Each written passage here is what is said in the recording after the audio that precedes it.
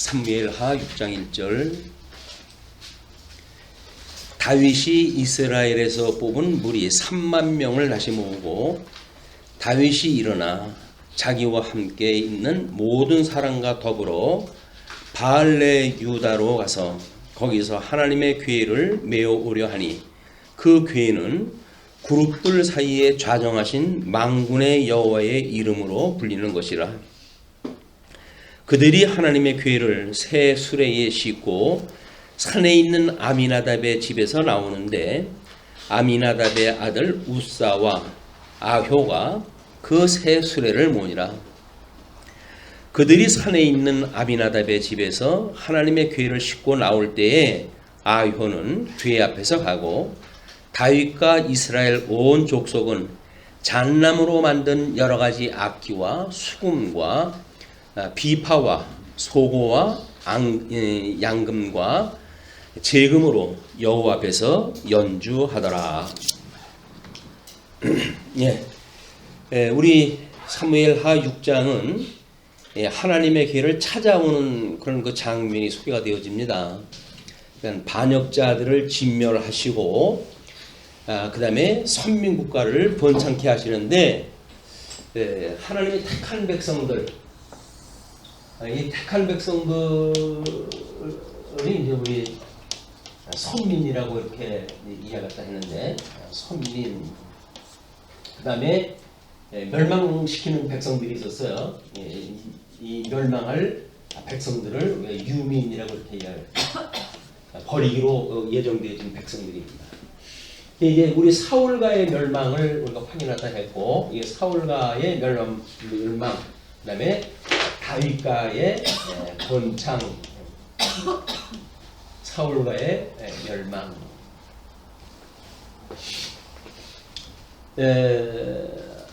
우리 이제 이스라엘 백성들은 자기네들이 아브라함의 자손인 것을 자랑을 했다 해가지고 아브라함의 자손인 것을 자랑을 해가지고 예수님한테 책망을 들었죠.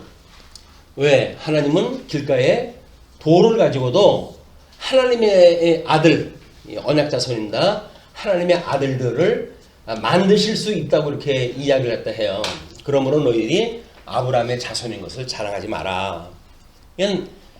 우리 구약 성경에 기록되어진 이런 그 모형적이고 또는 이제 그림자적인 이런 그 계시 방식에 대한 거를 유대인들은 특별히 이거를 기능적으로 이해했다 하는 것이 이제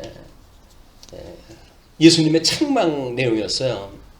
예수님께서는 끊임없이 이 성경이 나에 대하여 지금 증거한 건데 예수님에 대한 거는 빼버리고 기능적으로 해가지고 어떻게 이제 우리 주제에 맞춰 보게 되면 성전의 예배, 이 성전 예배를 중심으로 해가지고 살아갈 것인가에 대한 이야기거든요.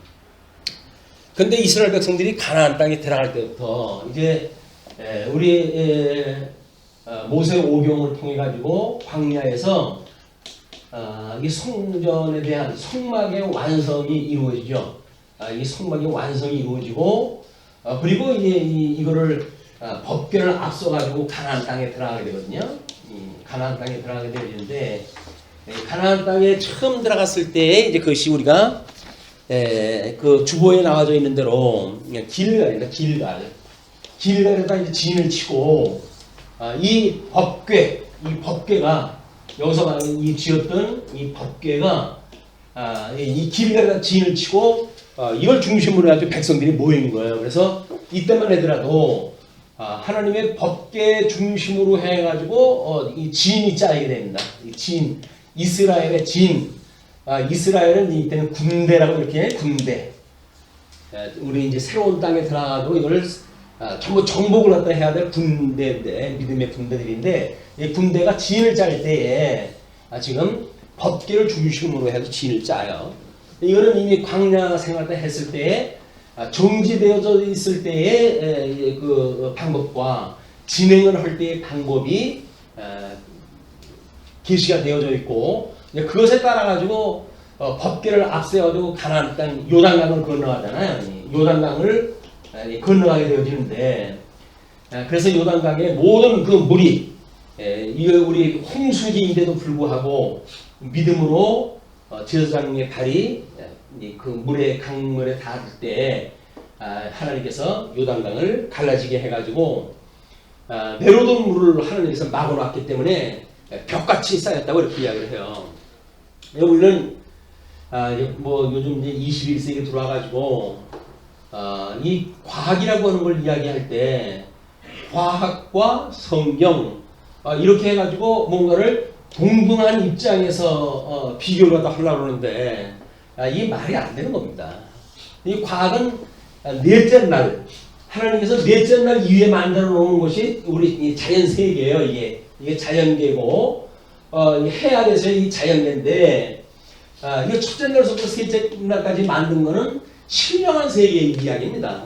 신령한 세계의 이야기고 넷째 날 이후에 자연계를 통해 가지고 뭐 해 아래서 만들어지니까는 여기서 뭐 모든 과학이 만들어졌죠. 이 과학은 뭐 자연 과학이 됐든 인문 과학이 되어졌든 또는 또 무슨 뭐예요 이제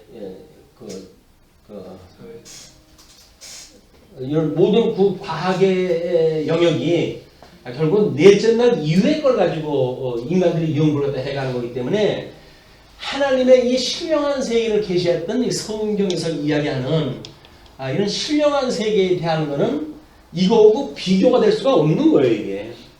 그래서 우리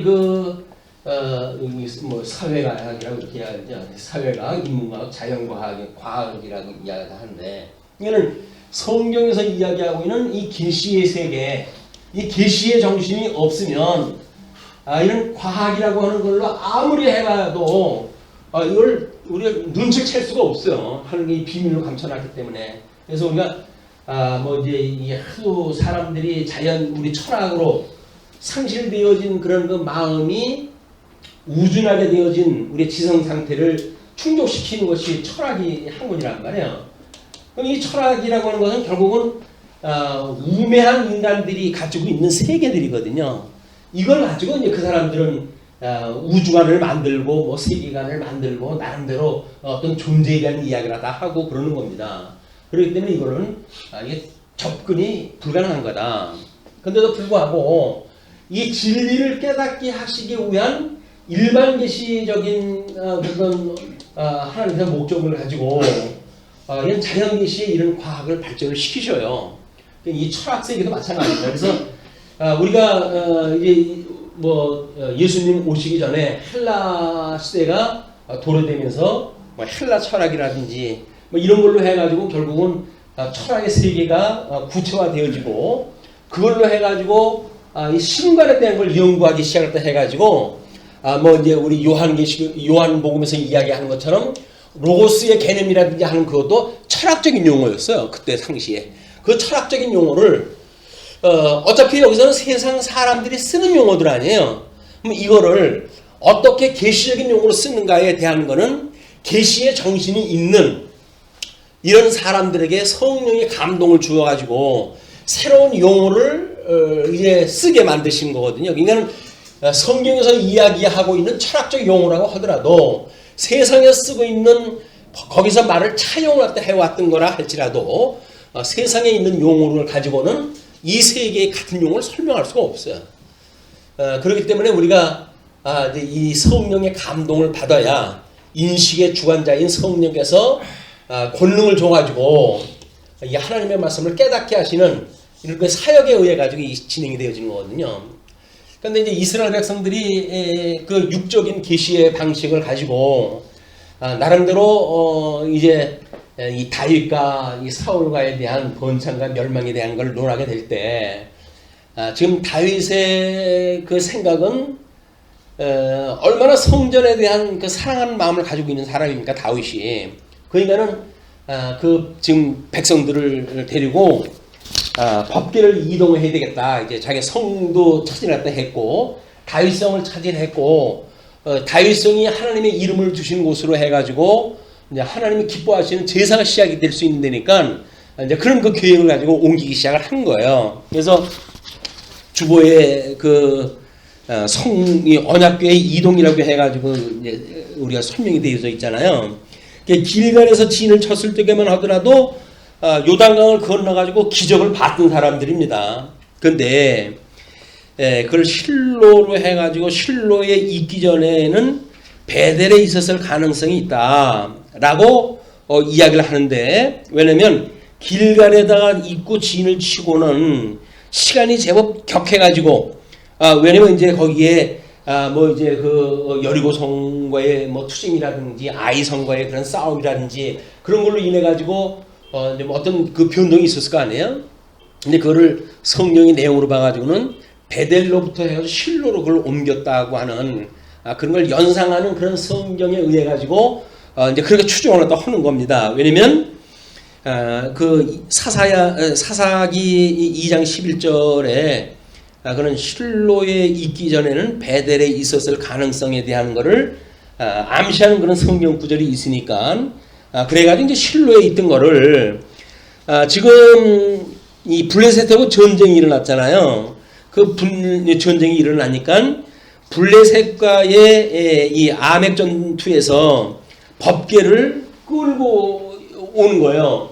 그럼 법궤를 끌어가지고 자기네들이 지금 전쟁이 일어나고 있는데, 법궤를 끌고 온다는 이야기는 뭡니까? 한마디로 이미 법궤를 어떤 예수 그리스도를 계시하시는 이런 그 성전 되시는 예수들을 만나는 것이 아니라 법궤가 부적같이 그래가지고 이걸 앞장 세우면 전쟁에서 이기지라는 생각을 이 사람들이 자연스럽게 가졌던 거예요.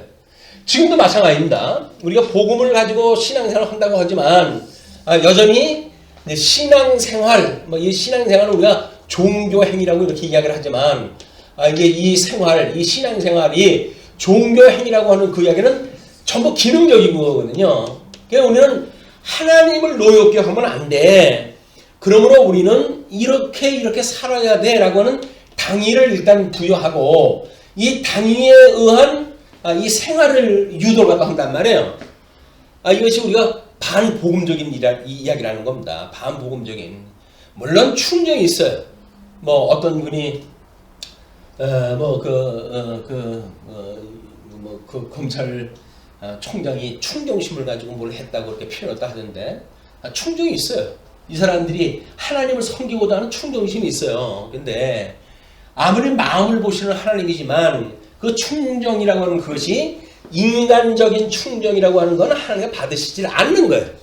어떻게든지 하나님께서 기뻐하시는 뜻이 무엇인가를 통해 가지고 이런 그 계획을 세우고 해야 되는데, 인간들은 어쩔 수 없이 타락되어져 있는 본성에서 훈련되어져 있기 때문에 예수님을 믿는 성도라 할지라도 인간적인 걸 가지고 하나님 앞에 충성을 이야기를 하고 신앙생활을 이야기를 하고 뭐 이런 그 당위에 의한 이걸 이야기를 하거든요. 이것이 소위 말하는 이 기능적인 접근이라는 겁니다. 이걸 계시의 정신에 의해서 하나님의 기뻐하신 뜻이 뭐지? 라고 하는 하나님 입장에서 이걸 생각하지 않고 인간 입장에서 이걸 한다는 거야. 이것이 요즘 이제 그 노령화 시대 때 일반 계시로 하나님께서 주신 것이 우리 이제 이 노 부모님하고 우리 연소한 자녀들의 문제에서도 마찬가지죠. 효라고 하는 것이 무엇인가? 라고 하는 것이, 어련히 잘 배운 걸로 해가지고 효도를 갖다가 생각을 하겠어요. 자기네들이 좋은 합리적이고, 이런 걸로 효를 다 하죠. 근데 이 노부모님들이 가지고 있는 그 효라고 하는 개념은 새로운 사람들이 뭔가 봉양하는 것이 부담스러워요. 왜? 새로운 방식을 가지고 자꾸 욕을 하다 하니까, 야, 난 그런 거 싫다. 야, 집에서 있는 반찬 해가지고 먹으면 되지. 라고 하는 것이 익숙해져 있는 이분들의 삶의 모습이거든요. 근데 젊은 사람들은, 귀찮게 뭐 그렇게 해요. 가자 그러면 가지. 뭐 이렇게 말이 많냐고. 구박을 하면서 식당으로 끌고 가요. 그냥 그냥 힘도 들고 노인네들은 그래가지고 집에서 그냥 이렇게 따뜻한 음식 해가지고 먹었으면 좋겠는데, 또 그렇게 해가지고 큰 소리 나는 것이 싫으니까 그래가지고 할 수 없이 끌려갑니다. 이게 할 수 없이 끌려가요. 거기다가 또 입맛이 맞습니까? 안 맞아요. 그것도 또 지네들 입만 맞는 거 고를 거 아니에요. 이제 이거 이 젊은이들이 요구하는 게 뭐야? 뭐 이제 요즘 뭐 피자라든지 뭐 이런 걸로 해야되니까 노인들이 한 조각만 먹어도 느글느글해도 못 먹어 이거를. 그런데 자기네들은 너무 맛있는 거야. 그러니까 자기네 입맛에 맞는 걸 가지고 효라고 하는 걸 실행을 해요. 근데 사실 노인들은 아휴 내가 빨리 죽어야지. 효의 공약을 받고 하시는 말씀이 아휴 내가 빨리 죽어야지. 왜 그럴까요? 이것들조차 내 마음대로 안 한다는 거야. 한자 사람들도 이런데 아니 그 하나님의 고귀한 계시의 그 정신의 그 뜻을 인간이 어떻게 알겠어요? 인간적인 방법으로 하나님을 공경하는 것이 결국은 우리 가인의 길을 갖다 가는 겁니다. 가인의 길을. 뭐 제사 드리면 됐지. 뭐 까다로워? 뭐 이렇게 이야기하는 거죠. 하나님은 안 돼. 피 흘림의 제사해야지. 곡물 제사라고 해야지 형식만 제사로 드린다고 되겠냐?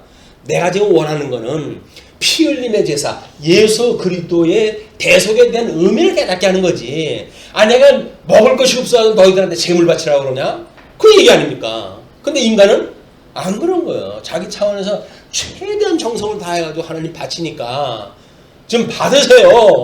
좀 받아요. 뭘 까다로워요. 정성 다해가지고 바치면 좀 받지. 근데 이게 아닙니다. 하나님께서 보시기에는 야, 난 너희들이 드리는 걸 배가 불러. 내가 배가 부르다는 거예요. 근데 인간은 어쩔 수 없이 자기를 채우기 위한, 자기 만족을 위한 제사를 드려요. 자기 만족이지 하나님은 아무 상관없는 일이에요. 여기서 하는 건 자기네들의 만족이에요. 자기네들 만족. 부모님은 만족하는 구천아. 아유, 내가 빨리 이 세상 가야지. 뭐 조금 하면 그냥 소리나 질러대고, 아유, 저런 꼴 보기 싫어가지고 빨리 가야지. 이거 우리의 이해이 사실 쉽지 않습니다. 왜? 자기는 정성을 다해가지고 뭘 하는 거거든요. 없는 돈 다 마련해가지고 시간도 없는데 그걸 다 계획을 짜가지고들 이걸 하는 거니 그걸로 따라주면 얼마나 좋겠어요. 근데 목적이 어디 있는가가 문제 아니에요? 부모님을 공양하는 것이 이것이 우리가 목적이라고 한다면 이쪽에서 하는 건 이게 수단 아니에요. 이게 목적을 위한 이게 수단으로 되어진 건데 수단적 가치가 목적적 가치를 이게 뛰어넘을 때 심하게 이게 이제 충돌이 만들어지는 겁니다. 우리 하나님에 대한 말씀을 공부하는 것도 마찬가지죠. 성경을 뭐 몇 번을 읽으면 어쩌고 저쩌고 그러는데 그렇게 해가지고 뜻이 뭔지를 모르게 되면 뭐만 남아요? 나기야 뭐 백독을 했다는 거, 천독을 했다는 그 얘기만 남는 거예요. 저쪽 뭐 장안조 청주하는 게 있을 때 어떤 남자분이 뭐 성경을 뭐 몇 독을 했다나 뭐 아주 상당히 자부심을 가지고 계신 분이 그래서 뭐 귀한 일이죠. 사전 준비해가지고 하나님께 보내셨나 보다. 그렇게 해가지고 말씀을 이제 가르쳤잖아요. 뭔 얘기인지 알지 못한다고 가버렸어요. 백덕으로 뭐래요? 하나님 뜻을 몰라요. 왜? 이쪽 걸로 해야지 백덕으로 했다 했으니까. 예수님으로서의 유대인들 성경 외웠습니다. 성경을 외우는데 몰라요. 그게 뜻이 뭔지는 몰라요. 왜? 하나님께서 그걸 비밀로 이걸 묶어놨거든요. 이건 비밀로 해가지고 내가 아니면 이건 열 수가 없어. 내가 이걸 열어줬을 때 너희들 비로소 이거 볼 수 있는 거야. 라고 해가지고 성령이 오시게 되면 너희들이 권능을 받고 내가 십자가에서 죽을 때 하나님 앞에 직접 나가는 길을 만들어 줄게. 그래가지고 휘장을 찢어놓고 이걸 만들어 주셨는데 근데 인간들은 자기네들이 이 언약자손이라고 하는 이것 때문에 자부심을 가지고 그 뭐 유대인들한테도 이제 그 이방인들한테 복음을 증거했을 적에는 칠떨잖아요. 개돼지 같은 인간들하고 우리가 같은 취급을 해? 그 이야기거든요. 근데 복음을 깨달은 사람들이 봤을 적에는 지나 개들이나 다를 게 뭐가 있어. 오히려 악행은 지네들이 했는데 그렇게 되어진 거거든요. 이게 우리가 복음을 안다는 이야기는 사실은 우리들이 이 공부하는 것도 사실 그렇습니다. 이제 뭐 저야 이제 연구를 하고 이제 뭐 이렇게 하다가 보니까는 이 전반적인 걸 통해 가지고 연역적인 접근이 되잖아요. 연역적인. 여러분들은 이제 이걸 또 공부를 다 해야 되니까 매일 강론을 통해 공부하는 거는 귀납적인 방법으로 해가지고 공부를 또 하실 수밖에 없어요. 그렇죠? 뭐 우리 오늘 뭐 하는 거 이거는 열왕기 사무엘하 6장 여기서부터 우리가 이제 풀어놔야 되니까 그러는 거거든요. 근데 저는 이 연역적으로 해가지고 전 성경을 이야기를 하면서 지금 여기에 있는 내용이 무엇인가의 의미를 설명하기 때문에 이거를 일반적인 방법으로 해가지고는 알아듣기가 힘든 거예요, 이게. 근데 이건 어쩔 수 없이 거쳐야 될 과정이다. 저도 이걸로 시작을 해가지고 공부를 했으니까 공부를 하다 보게 되면 전체의 그 하나님의 그 뜻을 우리가 깨닫게 되어지고 그러면 연역적으로 우리가 설명을 해 나갈 때가 오니까 그때까지는 우리 공부를 또 어쩔 수 없이 해야 전체적으로 우리가 알게 되어진다. 그래서 전 성경을 끊임없이 이제 이야기를 하고 그러는 거는 귀납적인 그 방법을 이제 손에 내려놓고 연역적인 방법은 내려다 볼 수 있게끔 이렇게 공부를 또 해가기 위해서 그렇게 시도하다 하는 겁니다. 지금 법계의 이동이라고 하는 그 차원이 이제 그 블레셋에 갔다가 거기에서 다곤 신상의 그 기적적인 일을 갖다 보이시고 이 사람들이 가드 지방으로 갔다가 뭐 그게 해결이 안 되어지니까 결국은 법계를 돌려보내잖아요. 돌려보내 가지고 있었던 것이 지금 어디에요?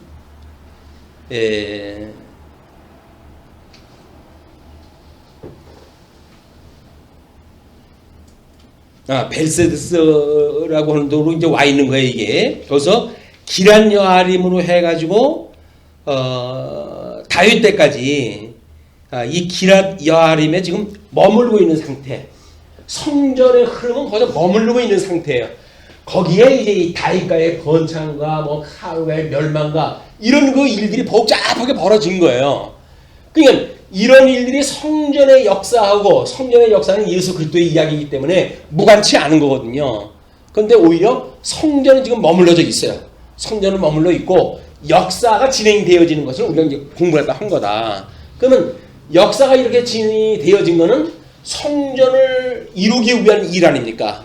성전이 이룬다는 이야기는 법궤가 뭐 새로 만든다는 것이 아니라 이 나라가 창건되어졌을 적에는 우리가 이제 뭐 선지직이 완성이 되어지고 왕직이 되어지고 통치에 대한 이것이 다 이제 이루어져야 되잖아요. 우리 제사직이 완성이 돼야 되니까. 그러니까 지금 선지직에 대한 거는 우리 사무엘이 와가지고 이미 완성이 되어졌어요. 그리고 왕에 대한 거는 이제 사무엘 이후에 뭐 왕도 기름을 붓고 그다음에 선지자도 기름을 부어가지고 선지자들이 만들어졌고 그리고 다윗이라고 하는 유다 지파로부터 성경이 원하시는 하나님의 뜻에 의한 유다 지파로부터 왕의 홀이 끝나지 않는다고 하는 그런 그 예언의 말씀을 따라가지고 다윗이 기름을 부어가지고 성경에 이게 되어졌단 말이에요. 그러면 우리 이 제사직의 완성이라는 이야기는 성전을 중심으로 한 제사인데 그렇게 되면 이것이 하나님이 기뻐하시는 터에 이것이 이제 세워져야 될 거예요. 그것이 우리 다윗성입니다. 다윗성. 하나님께서 이 다윗성을 하나님 나라의 수도로 삼으신 거 아니에요? 그러면 하나님 나라의 수도가 되어졌기 때문에 지금 여기서 이제 통일 왕국의 왕위가 시작이 되어지기 때문에 이 나라가 완성이 되어졌을 때 성전이 이 중심에 있는 것, 그걸 우리가 작정과 그 다음에 예정이라고 하는 이런 그 그림으로 해가지고 설명이 되어졌던 거예요. 그러면 다윗성이라고 하는 나라, 이 나라가 있고 거기에 복이 되어지는 이 복 되시는 예수 그리스도가 있는 곳, 하나님의 이름을 두신 것, 그 성전이 이쪽에 있어야 되는 것이 하나님의 이 언약을 이루어가시는 섭리 방법의 이 예표란 말이에요, 이게. 그러면은 다윗성에 대한 거는 끊임없이 하나님께서 주셨던 이 땅 언약과 상관이 되어져 있고, 그리고 이 성전에 대한 거는 제사라고 하는 이런 거 연결이 되어져 있기 때문에 지금 이 의와 나라라고 하는 이 두 개의 양대 언약을 중심으로 해가지고 하나님이 역사 설명을 갖다 해가셔요.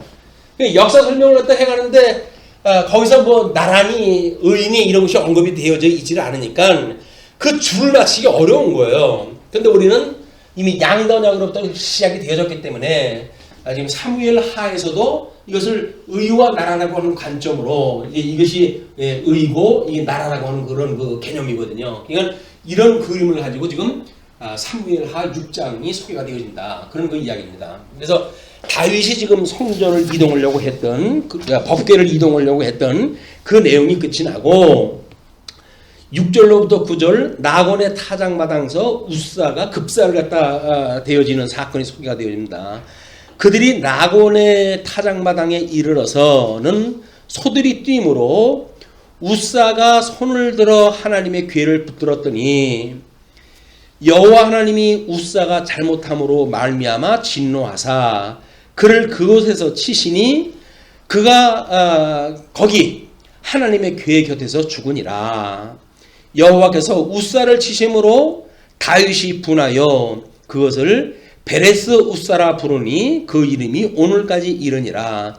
다윗이 그날에 여호와를 두려워하여 이르되 여호와의 궤가 어찌 내게로 오리요 하고 다윗이 여호와의 궤를 옮겨 다윗성 자기에게로 메어가기를 즐겨하지 아니하고 가드 사람 오베데돔의 집으로 메어간지라.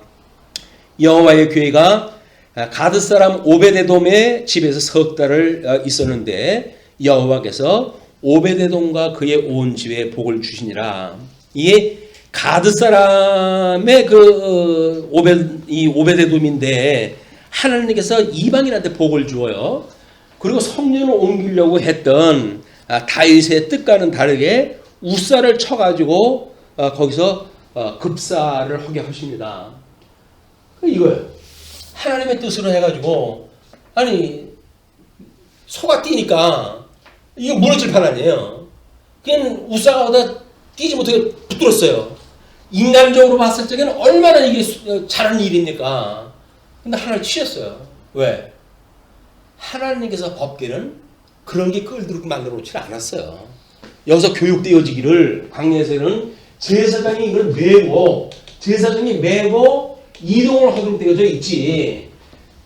우리 블레셋으로 갔을 때에는 법을 모르는 사람들이니까 지네들 방식으로 해가지고 수레에다 싣고 이거 보냈죠.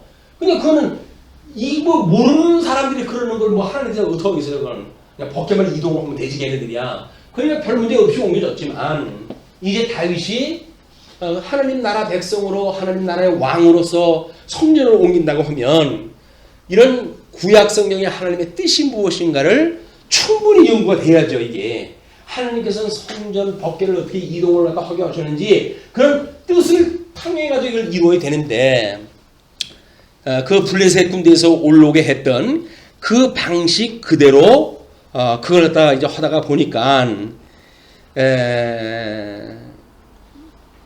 그 소들이 띠므로 지금 우사가 손을 댔잖아요. 그러니까 하나님께서 급사를 시킴으로 해가지고 경고를 딱 보낸 거예요. 다윗이 경고를 받아 알아듣는 것이 아니라 뭐야 이거 그런 거 아니에요? 노여워가지고 그랬다잖아요. 다윗이 그 궤를 갖다가 그쪽에 해가지고 두려워하는 그 이야기가 하나님과 우사를 치심으로 해가지고 다윗이 분해가지고 그것을 베레스 우사라고 해가지고 이름까지 지어놨어요.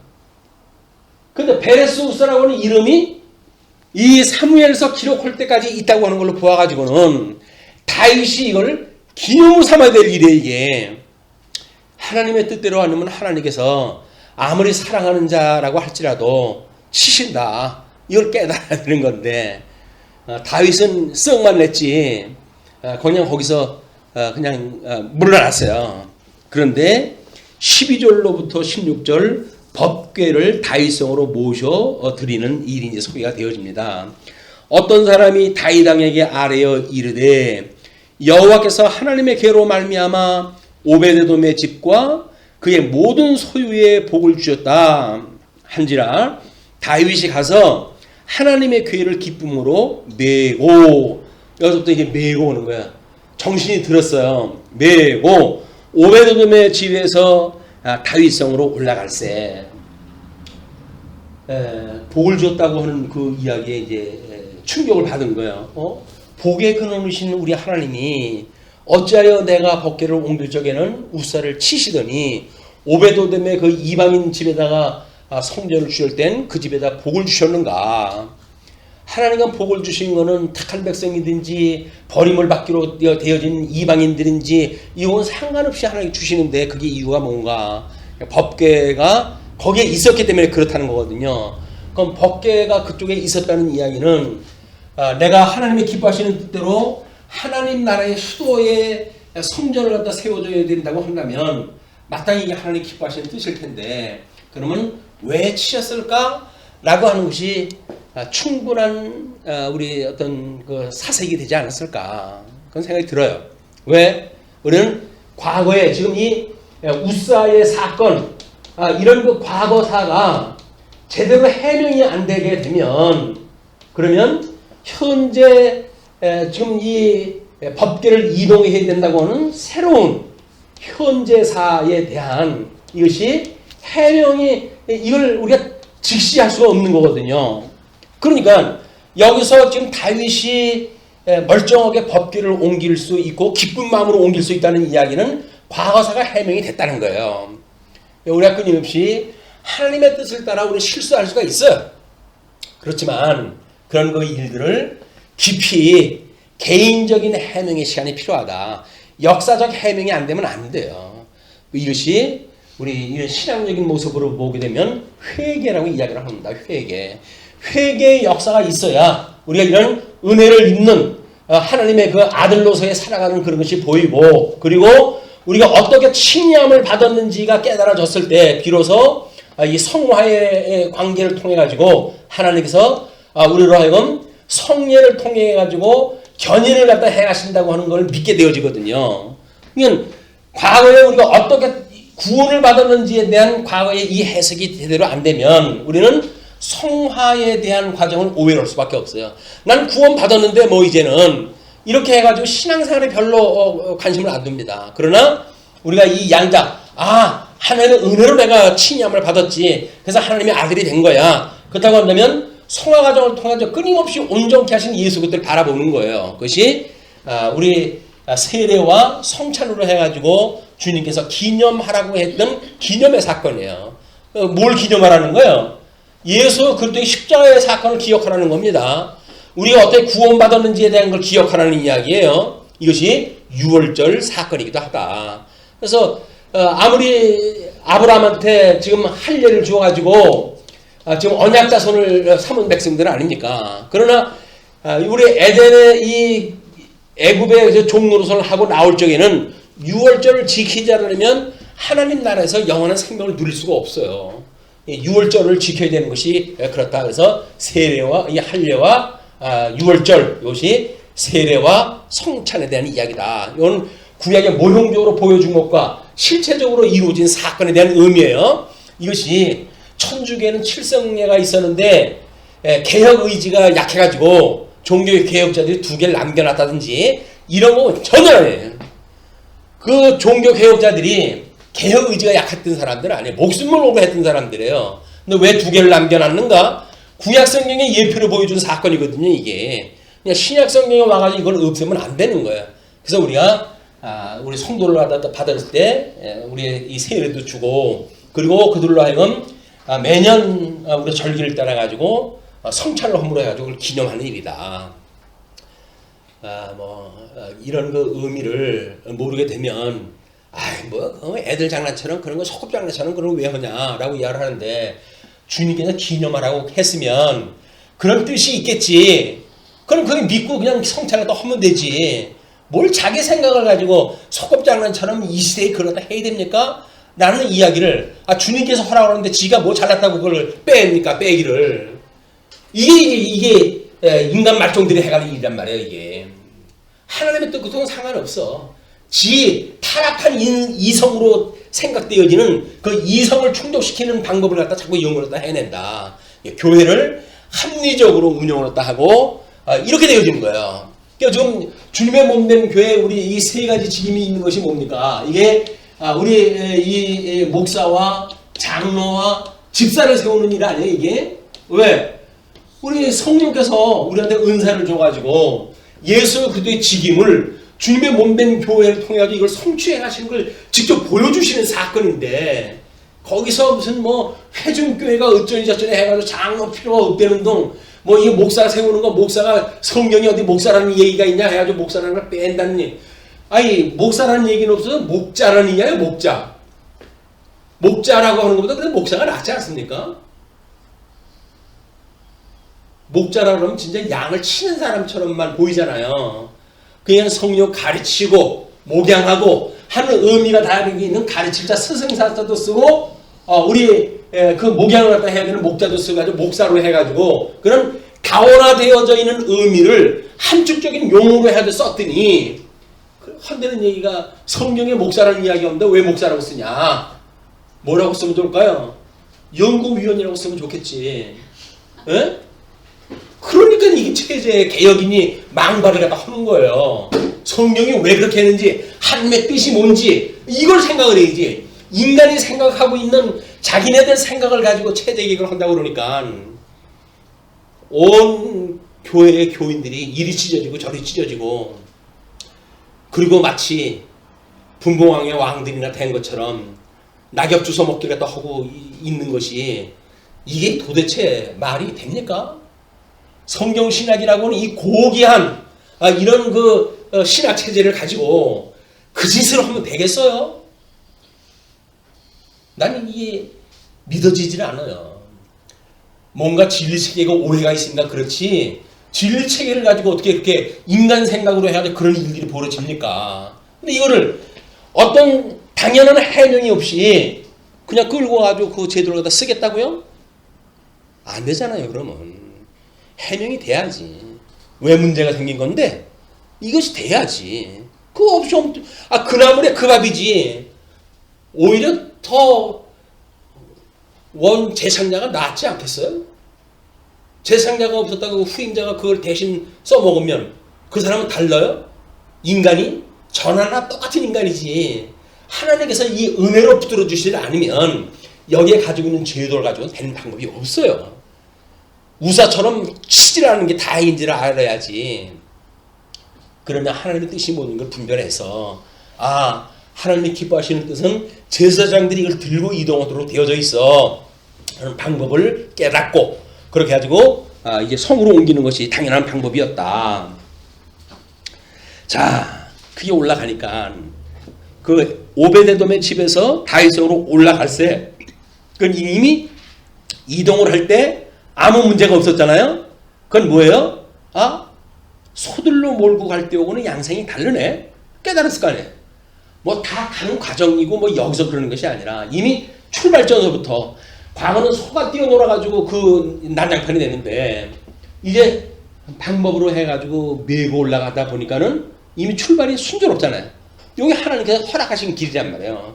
하나님께서 허락하신 길은 순조롭게 열리게끔 되어져 있어요. 물론 망하게 하는 길도 하나님께서 준비를 했다 해놓으시게 되면 그게 진짜 생명의 길인지 알고 가는 망하는 길이 나오지만 여기에서 그거는 하나님의 기뻐하시는 뜻대로 갔기 때문에 가능해진 일이다. 그래서 여호와의 궤를 맨 사람들이 6걸음을 가네. 우리 삼보일배라고 하는 요즘 그게 나오고 그러잖아요. 얼마나 사람들이 말을 갖다 안 들어주면 힘없고 이렇게 한 사람들이 다른 사람들한테 자기의 진정성을 어떻게 하면 전달이 될까요? 인간적인 방법으로. 그러니까는 3발짝 가고 한 번 엎드려가지고 절을 갖다 하는 이런 삼보일배에 공을 들여가지고 제발 나 좀 봐달라. 내 충동심을 봐달라 이야기를 하는 거예요. 근데 힘 있는 사람들이 그거 봅니까? 쟤네들 뭐 한다냐? 이런 일 때문에 지금 그거 이렇게 시위하고 있는 겁니다. 이거 할 일들 없다. 왜? 지네들은 그 일을 안 해도 다 해먹고 사니까. 그 사람들의 절박함을 몰라요. 타락한 인간들이 가지고 있는 제일 속성이 뭐예요? 함께 울지 않는다는 겁니다. 그 사람들이 어떤 고통을 당하는지 공감이 없어요. 여기 공감이 없다는 이야기는 뭐예요? 한마디로 우리의 마음이 말라 비틀어져 가지고 죽어져 있는 나무까지 죽어져 있는 나무까지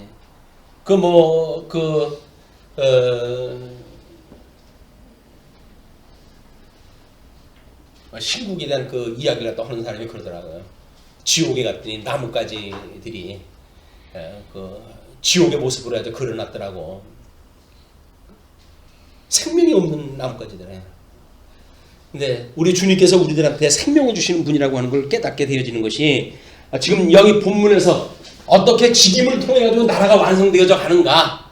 이거는 우리가 지금 현재 섬기고 있는 교회의 행정의 원리이기도 해요. 이게 행정의 원리 따로 특강을 갖다 듣는 것이 아니라 이렇게 창건되어지는 하나님의 나라의 그 원리가 나와져 있으니까 이걸 배울 수가 있는 거 아니에요. 이게 그런 그 감을 가지시고 우리가 확인할 때 해들어갔으면 좋겠어요.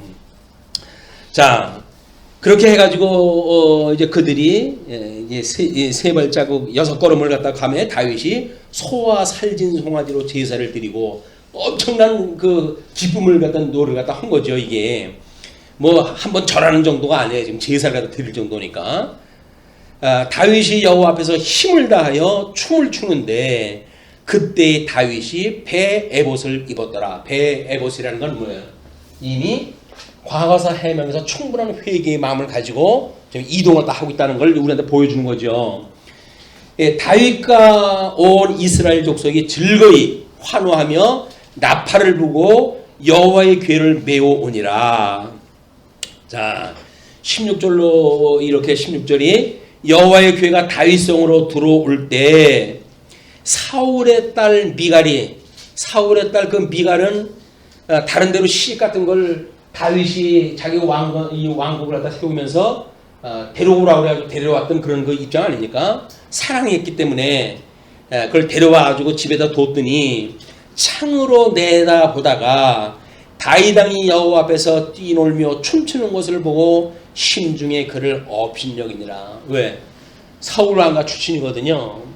사울 왕가에서 그 공주로 귀중한 그런 간의 교육을 받으면서 이 성장을 했다 했던 미갈인데 다윗 채신물을 보니까 아유 저것도 왕이라고 뭔가 이게 그냥 하나님 앞에서 기뻐하시는 뜻이라고 하는 것이 뭔지를 분별하지 못하게 되면 여기서 자기가 배운 그런 윤리를 기본으로 해가지고 상대방을 비판할 수밖에 없는 이런 비참한 우리 미갈의 모습을 보게 되어집니다. 근데 이제 그 업신여기니라 여호와의 궤를 메고 들어가서 다윗이 그것을 위하여 친 장막 가운데 그 준비한 자리에 그것을 두매 다윗이 번제와 화목제를 여호와 앞에 드리니라. 다윗이 번제와 화목제 드리기를 마치고 만군의 여호와의 이름으로 백성에게 축복하고 모든 백성 곧 온 이스라엘 무리에게 남녀를 막론하고 떡 한 개와 고기 한 조각과 건포도 떡 한 동이씩 나누어 주매 모든 백성이 각기 집으로 돌아가니라. 법궤를 갖다 이동이 됐어요. 이제 이 성전의 법궤를 이동을 했어요. 그러면 이 다윗성은 지금 12지파가 모여있는 이스라엘의 지금 수도예요.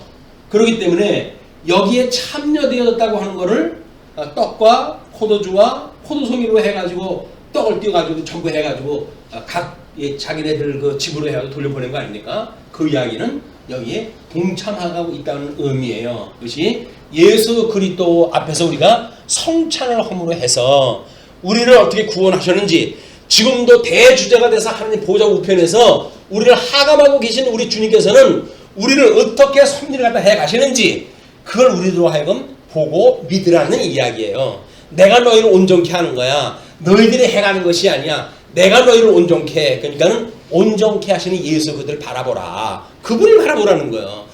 그게 예수를 믿으라는 이야기예요. 교회 다니는 사람들이 예수 믿는 사람이 없어요. 오죽하면 성경에서 온전케 예수를 바라보라고 그랬을까요? 예수 믿지도 않고 여기서 뭘 공을 들이려고 자꾸 그러니까 제발 예수 믿으세요. 제발 예수 믿으세요. 교회에서는 예수 믿는 것이 제일 정도지 예수를 믿지 않고 자기 방법대로 공들이는 것이 문제가 아니다.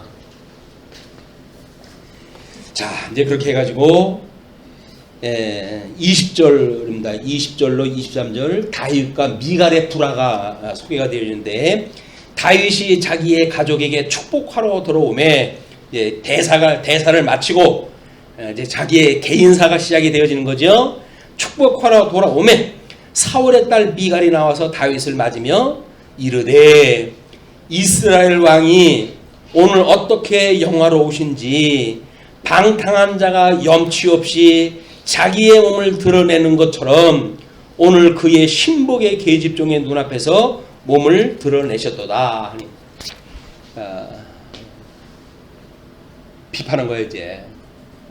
그렇게 하니 다윗이 미갈에게 이르되 이는 여호와 앞에서 한 것이니라.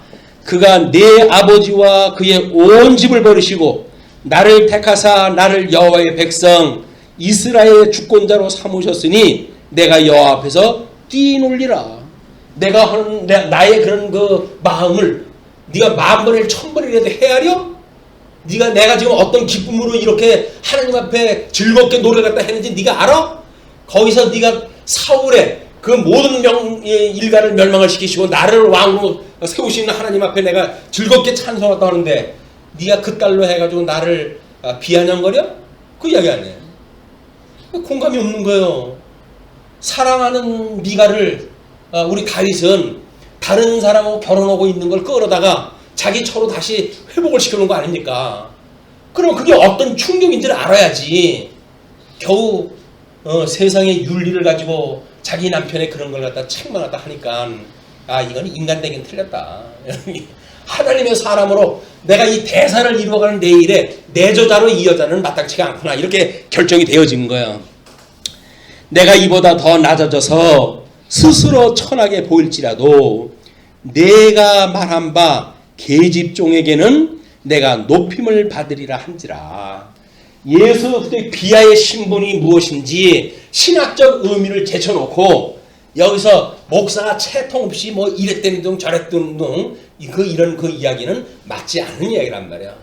여기서 지금 세상에 살아가는 그런 이치를 따라가지고 논할 것이 아니라 하나님 앞에서 얼마나 그 말씀 안에서 기뻐하고 즐거워하는지 그걸 보는 것이 우리가 뭐라 그래요? 성경에서는 그거를 가르치는 자와 좋은 것으로 함께라. 좋은 것으로 함께하라. 함께. 좋은 것이 뭐예요? 사랑이죠. 사랑하는 거. 복음을 가지고 진리를 가지고 가르치는 자가 가르치는 그 복음을 가지고 함께 기뻐하라 그 이야기예요. 근데 뭐 좋은 것으로 그렇게 그 가르치는 자와 좋은 것으로 함께하는데 목사한테 좀 좋은 것 좀 줘야지. 이래가지고 지 입에 들어가는 것만 생각하는 목사가 있다고 한다면 그분도 참 답답한 양반이야. 그만큼 먹으면 됐지. 뭐 맛있는 걸 달라고 형편 안 되는 그 성도님들한테 자기 입에 맞는 음식 달라고 그 아우성을 쳐요. 좋은 곳이라고 하는 그 이야기는 진리입니다. 진리. 진리와 함께 기뻐하는 것이 사랑이기 때문에. 그래서 그러므로 결론이 떨어지죠. 사울의 딸 미갈이 죽는 날까지 그에게 자식이 없으니라. 자식이 없다는 이야기는 뭐예요? 열매가 없다는 이야기야. 열매가. 우리 전도로 하게 되면 아들도 낳고 딸도 낳고 해가지고 믿음의 사람들을 자꾸 낳아야 되는데 낳지 못해. 그 이야기는 뭐예요? 입이 닫혀가지고 복음을 전할 수가 없어. 그것이 열매 없는 나무예요. 열매 없는 나무. 우리가 복음을 증거하는 그런 그 일들이 우린 물론 일반적인 삶을 통해 가지고 그런 복음을 드러내는 향기로서 냄새로서 그리스도 향기를 갖다 내는 이런 증인의 역할을 하지요. 그러나 우리들이 그런 것이 본분인 걸 깨닫게 되어지게 되면 좀 더 적극적인 방법으로 그래서 이제 12년 차 되어지는 내년서부터는 전도 외에 또 다른 제2의 전도 방향 이런 것들을 한번 구체적으로 논의해보는 시간이 마련이 됐으면 좋겠다는 생각이 듭니다. 예, 오늘 말씀은 여기서 줄이죠. 기도하시겠습니다.